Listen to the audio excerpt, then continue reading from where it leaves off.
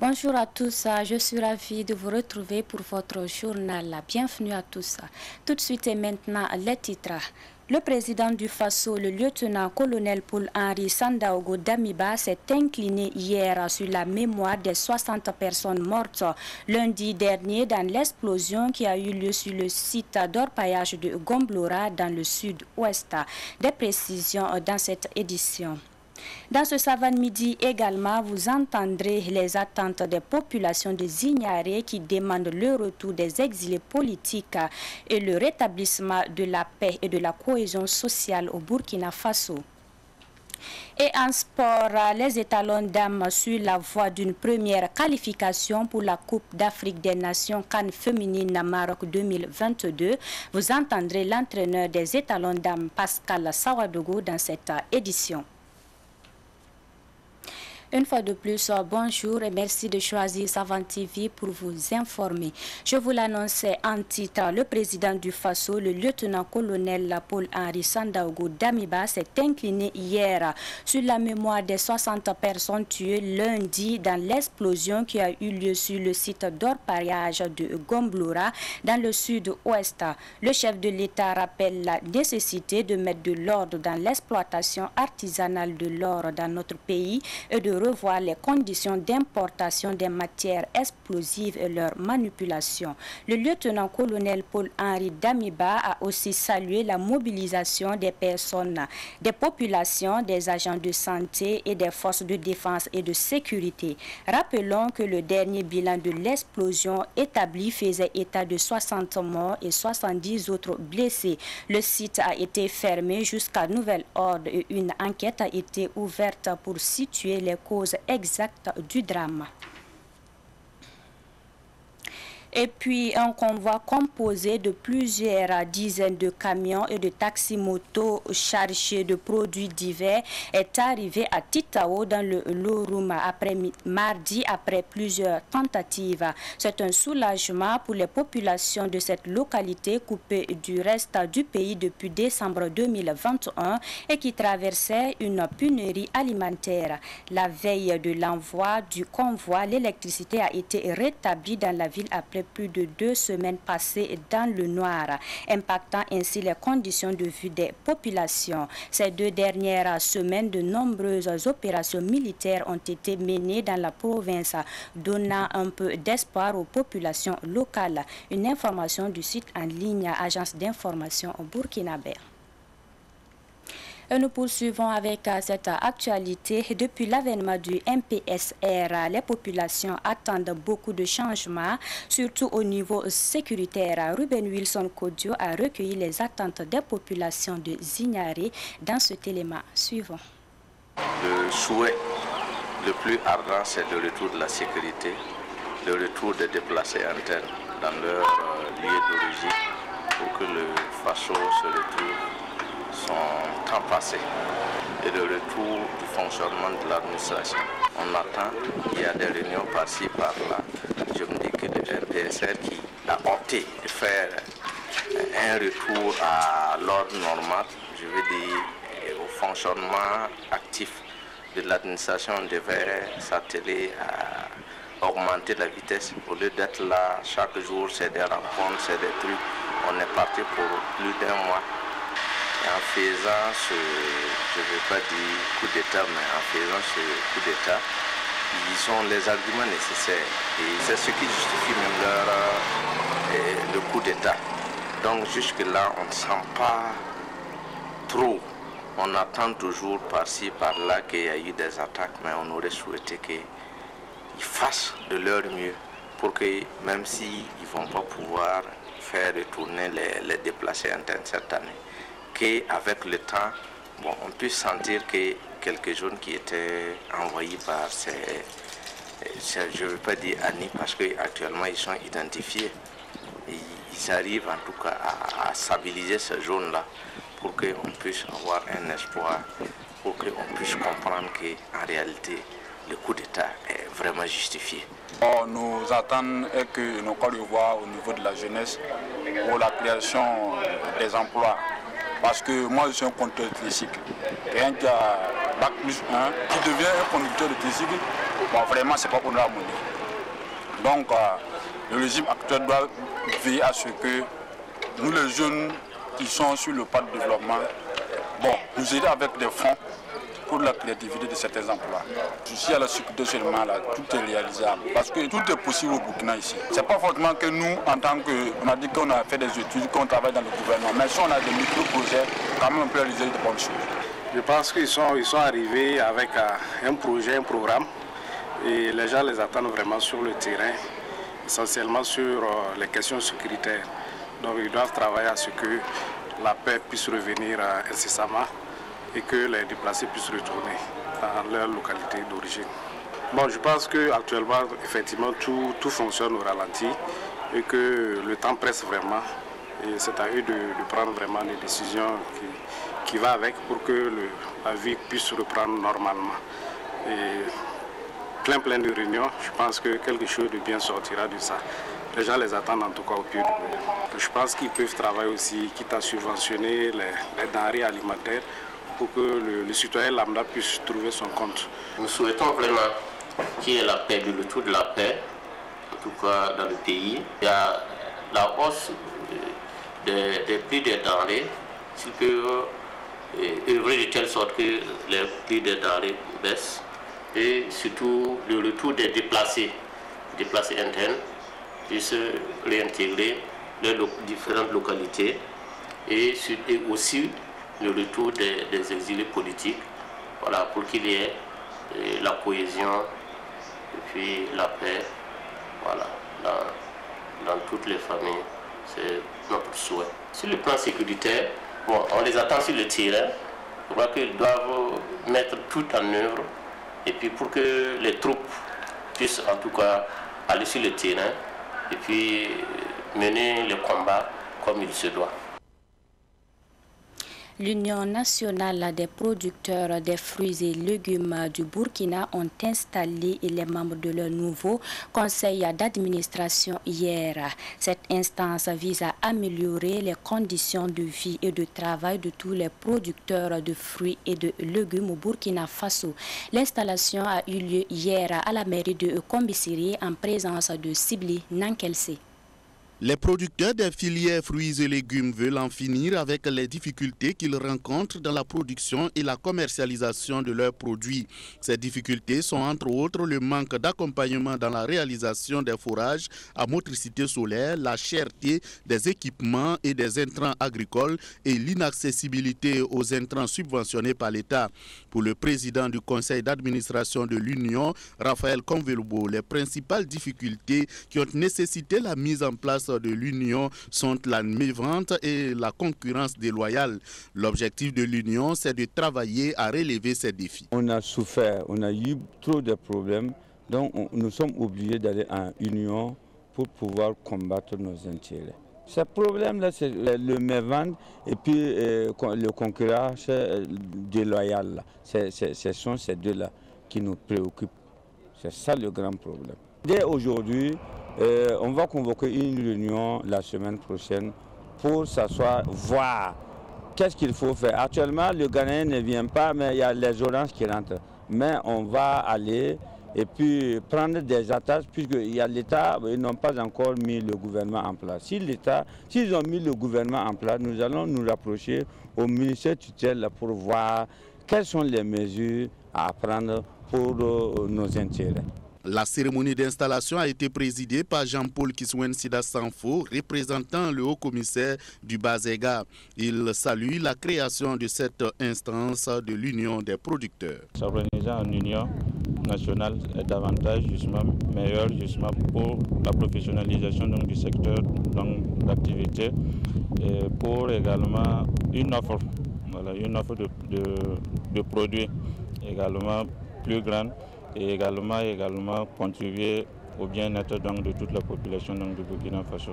Donc sur ce angle, en tout cas, nous accueillons positivement justement en tout cas la création de l'Union nationale des producteurs de fruits et légumes du Burkina. Jean-Paul Kizwen Sida Sanfo a profité de l'occasion pour inviter les responsables de l'Union nationale des producteurs de fruits et de légumes du Burkina Faso à cultiver le dialogue, l'entraide, l'esprit d'écoute, la tolérance et la vraie union. Cette union regroupe des producteurs de fruits et légumes des régions du centre-sud et du centre-ouest pour le moment. Des producteurs de la région du centre-nord Kongoussi et la région du nord Yako ont annoncé leur adhésion.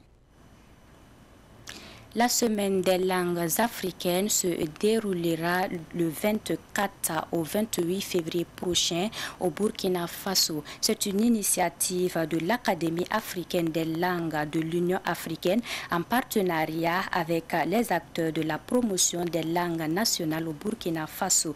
Les organisateurs de cette semaine étaient face à la presse hier. Issa Oumar Ati.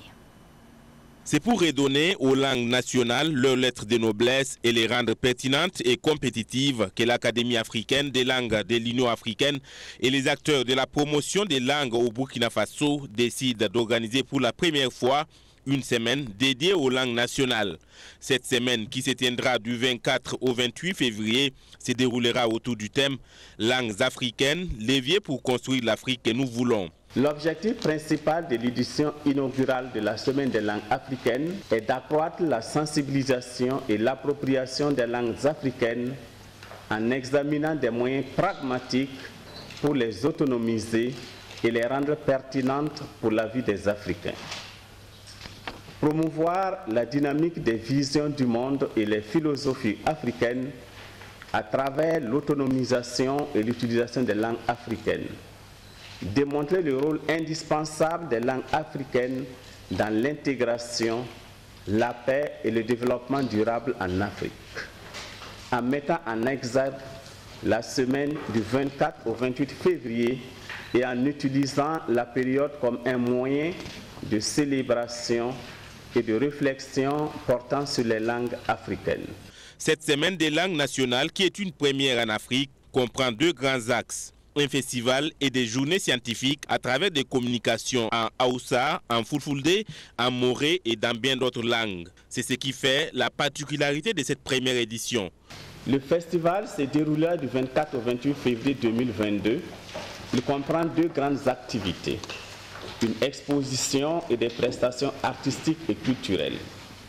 L'exposition comprendra les productions des chercheurs, des enseignants-chercheurs, des étudiants sur les langues et cultures africaines, les archives, les documents produits par les différents acteurs des langues nationales, en particulier le ministère chargé de la promotion des langues nationales, j'ai nommé le MENA-PLN.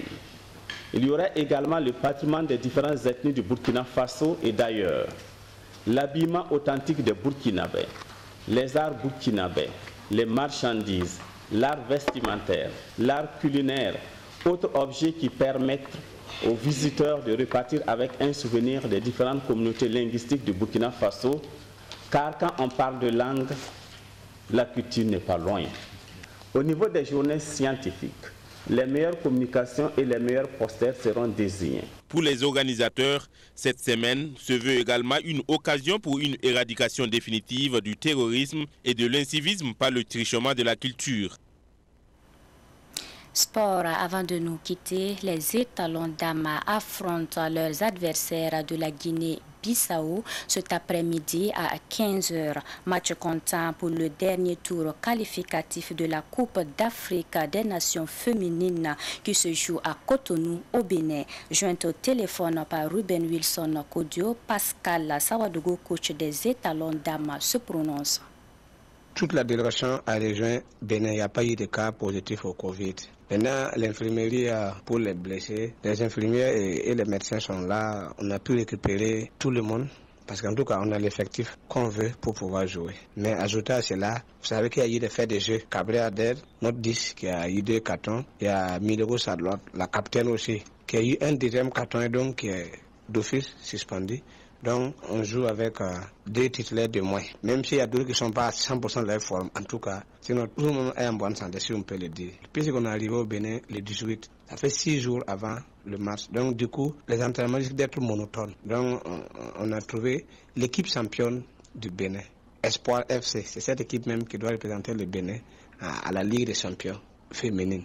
Donc on a négocié avec les responsables fédéraux du Bénin et on a eu le match. Le match est joué le dimanche. Donc on s'est dit que les filles auront lundi, mardi, mais au moins 72 heures avant le match. Et là aussi, elles n'ont pas joué tout le match. L'équipe A a joué les 45 premières minutes. L'équipe B aussi a joué les 45 dernières minutes. Tout ça là, c'est pour la gestion du stress. Parce qu'il y a des joueurs qui, c'est pas qu'elles n'ont pas de talent, mais elles ne sont pas habituées à jouer les compétitions internationales. Et il n'y a pas meilleure façon d'observer un joueur qu'en situation de match contre une équipe étrangère. Nous, on prépare le match retour dans le même état d'esprit. On a eu des informations sur l'équipe, on a joué contre elle, on a même la vidéo, on a regardé. Donc, nous, on va presser d'abord. Première mi-temps, on va presser. Les consignes qu'on a dit aux filles, on fait pressing haut. Si on a la chance d'avoir 1 but, 2 buts, ça nous donne un certain confort maintenant dans l'animation.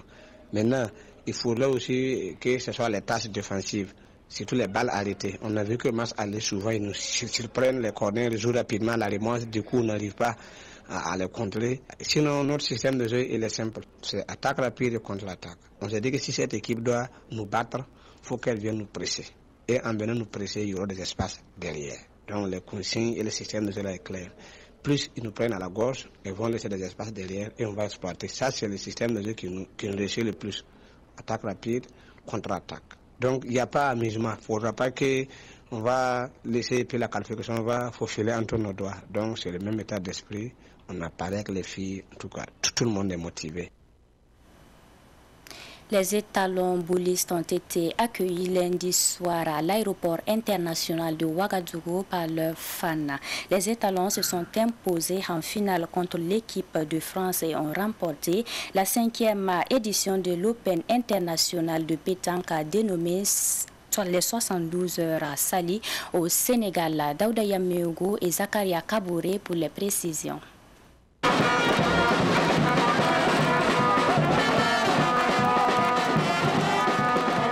La triplette composée de Moustapha Barayan, Théophile Zangré et Alassane Compaoré a dominé tous les concurrents du tournoi international de pétanque dénommé Saly au Sénégal. Une compétition qui a réuni 16 pays, 550 joueurs pour 150 triplettes. Pour Moustapha Barayan, Dinema de pétanque, c'est le travail qui a payé. La différence, c'est les entraînements. On s'est préparé pendant 2 semaines avant la compétition. On a battu la France. On était dans la même poule, dans les 8e. On les a gagnés à 1. En finale, on est mené 7-0. On est revenu. P7. C'est une mini-coupe du monde. Nombreux étaient les fans à l'accueil des boulistes du club Souton Noma à l'aéroport. Une mobilisation saluée par le coach Abdul Razak Kwanda. C'est un grand plaisir pour nous de voir que tout le pays est avec nous. Vraiment, on ne sait quoi dire. On a le cœur plein de joie. À trop parler, on risquerait de placer des mots et qui n'iraient pas bien. Donc, ce qu'on tient vraiment à dire, on est très très heureux. Et l'accueil aussi au Sénégal, c'était merveilleux. C'était très très merveilleux. Nous avons accueillis en tant que frères. Et c'est de cette manière que la compétition s'est très bien passée. Et les 3 joueurs présents ici, ils ont joué à corps et âme. La triplette du Burkina est issue du club Souton Noma. Elle a remporté le trophée, plus la somme de 2 millions de francs CFA.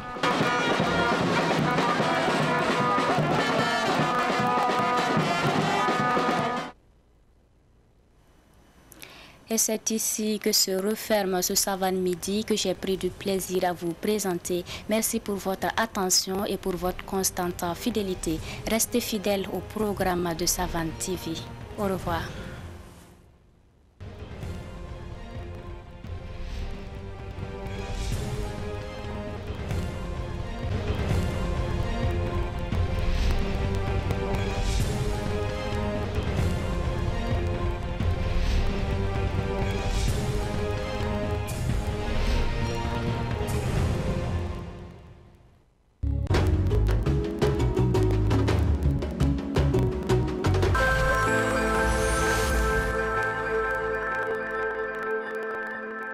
envie de regarder uniquement du cinéma africain? Désormais,